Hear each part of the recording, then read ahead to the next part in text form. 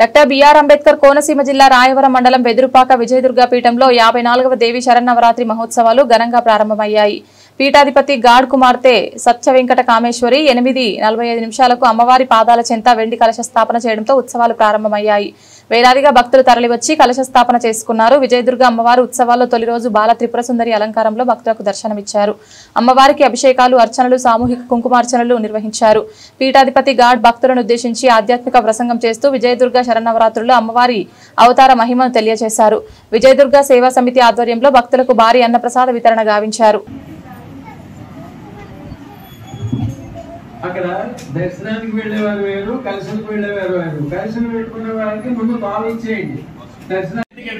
सर्वमंगल मांगल्ये शिवे सर्वार्थ साधिके शरण्ये त्र्यंबके देवी नारायणी नमोस्तुते शरणागत दीनाता परित्राणपरायणे सर्वसाक्षरे देवी दुर्गे देवी